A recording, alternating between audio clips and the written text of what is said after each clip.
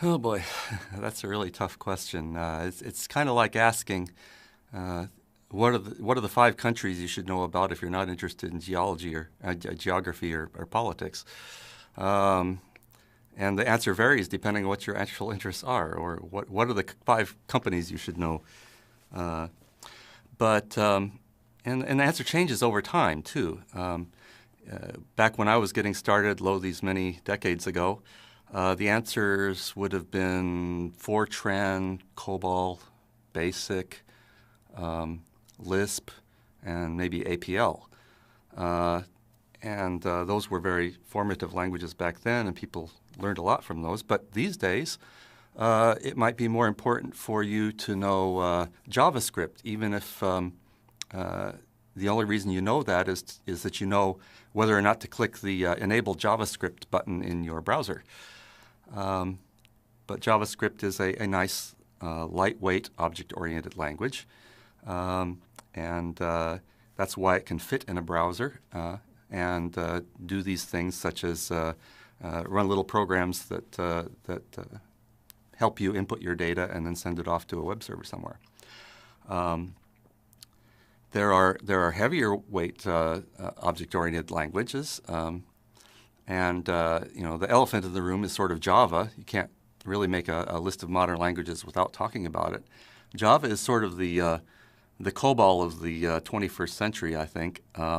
It's kind of heavyweight, verbose, and everyone loves to hate it, though not everyone will admit that. But managers kind of like it because it looks like you're getting a lot done.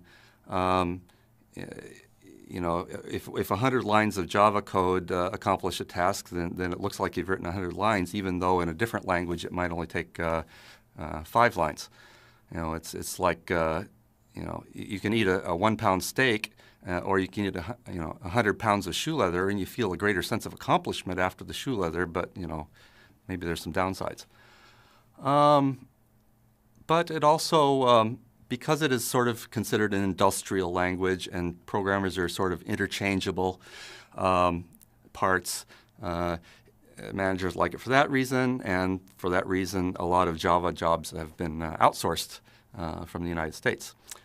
What other languages? I think going in a different direction, coming more from academia, we have a language like Haskell, which we call a functional programming language.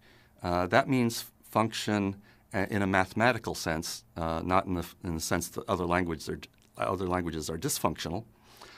But a function mathematically has an input and an output, and it maps to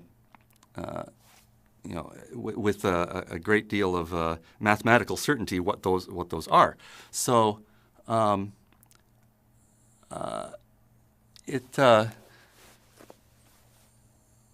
Haskell is one of those languages that mathematician-type-minded people love. It's sort of a language for geniuses, by geniuses. You should probably know about it, if only to be able to say, well, is this kind of like Haskell? And if so, then you have to hire some really smart people to program in it.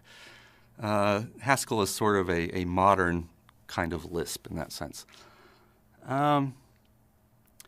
What else? Well, we can't leave off modern languages without talking about C. The C language, that's just spelled with the letter C, is actually about 40 years old, but people have tried to replace C with other languages that are like it and have, by and large, not succeeded because C is a very minimalistic language and very close to the metal, as we say, on a machine, and lets you get down and do very fine-grained stuff very efficiently, but it's a lot of hard work. But once you've done that work, you can run it pretty much everywhere. So almost all the other languages that you see, Java, Perl, whatever, actually, if you look down underneath, they're actually implemented in C or in a closely related language. So that continues to be a very fundamental language, if only because everyone is trying to reinvent it and not succeeding in doing so. And finally, for a fifth language, well, you'd probably want to pick one of the scripting languages. There's several to choose from. There's Python, there's Ruby, but of course I am prejudiced in favor of Perl because I think it has the liveliest community, and because we have intentionally been redesigning it lately to leapfrog all the other languages. For the last number of years, we've been redesigning it to take out all the warts that we've noticed over time. And we figured it was just our one chance to break backward compatibility, break the things that need breaking, keep all the things that make Perl, keep it a joy to use, and with this redesign, make it a language that will be able to be useful and enjoyable for decades. And so I'd recommend Perl, but I'm known to be prejudiced in the matter.